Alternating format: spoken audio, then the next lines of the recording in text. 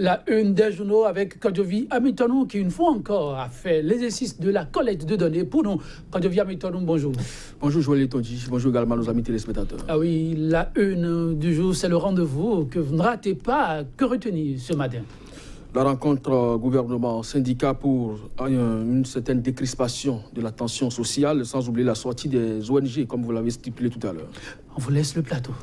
Merci donc à vous, Joël Etonji. Au cours de leur sortie, les ONG ont dénoncé l'interpellation du Bénin dans le cadre des droits humains. Et là-dessus, le quotidien Droits Humains Info en parle et met donc en titre rappel à l'ordre par le Comité aux droits humains de l'ONU. Le Bénin parmi les mauvais exemples. La dépêche quotidien, donc la dépêche animation de la vie politique nationale. Les forces Cori pour un Bénin émergent en congrès ordinaire les 10 et 11 février 2018 à Parakou. La gouvernance perd, le gouvernement du perd 114 milliards de financement pour mauvaise gestion. La BID boude le Bénin. La nouvelle tribune, négociation gouvernement syndicat. La CSTB menace de poursuivre la grève. Elle dénonce la mauvaise foi du gouvernement. Et puis, salaire politique et rémunération des collaborateurs des ministres. Le gouvernement de la rupture dans la gabégie. Le confrère de la matinée, le Bénin sous la rupture, plusieurs chantiers à incandescence, certaines ouverts. Et puis, négociation gouvernement syndical, le second rang de but ce jour. Le nouvel observateur, mauvaise gouvernance de l'État. La société civile s'insurge contre une gestion hasardeuse et le non-respect des droits humains. Tir croisé contre la Cour constitutionnelle, des pyromanes à l'assaut de la Constitution et puis dialogue gouvernement-syndicat. Ce jour s'ouvre le deuxième round des négociations. Matin libre, cas Tréco et directeur d'école sauté pour fête de grève. La réhabilitation, casse-tête pour le gouvernement. Talon rencontre les syndicats mardi.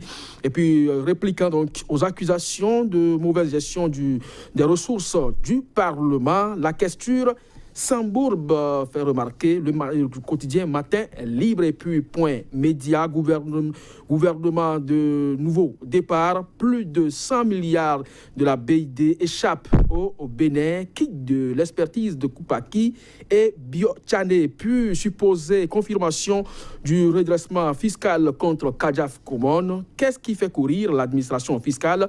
Ça va se savoir, s'exclame le quotidien. Et puis débrayage dans le secteur de l'enseignement, des briseurs de grève démasqués à Calavi. Merci Kadjovi Amitonou. Que de titres ce matin. Qu'est-ce que vous auriez bien voulu développer avec nos téléspectateurs? Bon, il y en a tellement que le choix est difficile, mais lorsque vous prenez par exemple la perturbation de l'administration publique à travers la justice, l'enseignement et la santé, c'est préoccupant. Et aujourd'hui, c'est la deuxième journée de négociation gouvernement-syndicat. Donc on parle de second round, on ne sait pas à quel round ça va s'arrêter ce combat qui est donc enclenché entre gouvernement et syndicats. Mais toujours est-il qu'au niveau de certains quotidiens, notamment pour médias, si je me trompe, il n'y a que la CSTB menace de poursuivre éventuellement la grève. Alors des points qui sont énumérés, ils en ont 8, mais il y a également des sous-titres, si je peux m'exprimer ainsi, qui préoccupe plus d'un. Et c'est à juste titre que Matin Libre a écrit à sa une que la réhabilitation est un casse-tête aujourd'hui pour le gouvernement, puisque pour des faits de grève, des directeurs d'école ont été sautés. Mais est-ce que ceux-là, au vu des négociations, pourront être réhabilités? C'est là le problème. Le capitaine Tréco, qui est cité également ici, il est radié de la fonction publique. S'il doit revenir, est-ce qu'il ne fera pas objet de jurisprudence à partir du moment où aujourd'hui on sait qu'il y a un officier qui est aujourd'hui sous les verrous? Je veux parler de commandant Assatassou. Si éventuellement on réhabilitait Tréco, est-ce que après avoir purgé sa peine, il sera aussi réhabilité? On ne sait pas si la radiation pèse également sur lui. Bref, c'est tout un pactole de négociations aujourd'hui qui s'enclenche entre le gouvernement et syndicats. Mais puisqu'il est annoncé que le mardi prochain, le chef de l'État rencontre également les acteurs sociaux, espérons vivement que le DGL puisse provider de ce cas. Oui, c'est à espérer pour le bonheur de tous. Quelques secondes encore, annonce-t-on de l'autre côté. Oui, la situation au niveau de l'Assemblée nationale, question de gestion de fonds.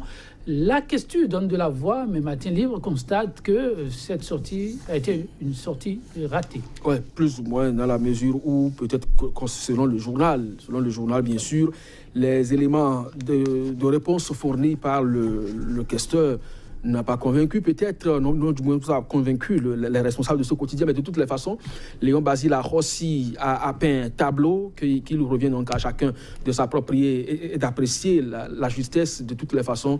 On aura le temps donc de revenir sur ce sujet, Joël Etonji, si vous le voulez bien.